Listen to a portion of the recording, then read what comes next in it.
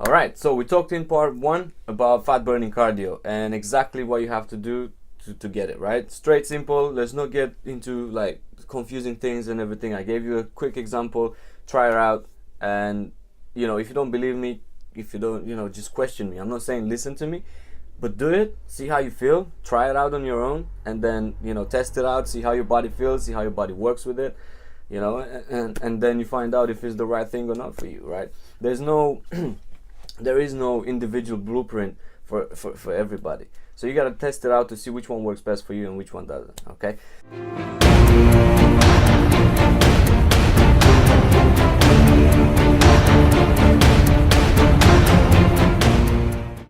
So now let's get into aerobic conditioning.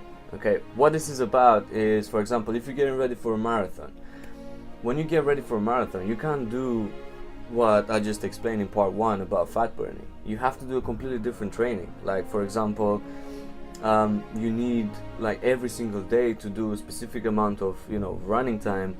For example, you run for I don't know, 35 minutes in the same pace. You just keep on running, so your body and your heart to get adapted to that period of time of running, because the marathon like it requires a lot of time to run.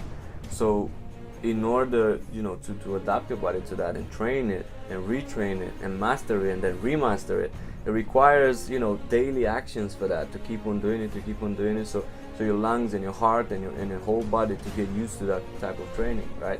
Basically what aerobic conditioning is training your muscles and your body to last for longer while you're doing an activity, for example running in this case. Okay, so as you can see, it's a bit different than fat burning because your heart rate in this one is quite high, right? So in the fat burning cardio, you have the heart rate a bit lower, so you allow the body to to burn the fat slowly, so it doesn't burn any muscle mass.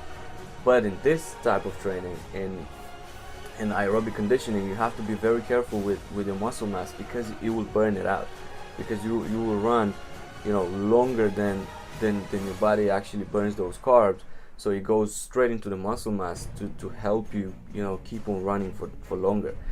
So in here I would recommend you eat a very, very high protein diet, so you don't lose all the muscles when you actually train for this kind of for marathon or things like that, just so you preserve the muscle mass, because if you don't, you may face some injuries, and you don't really want that, because like running for so long, you can put a lot of pressure on your knees, on your ankles, on your lower back as well.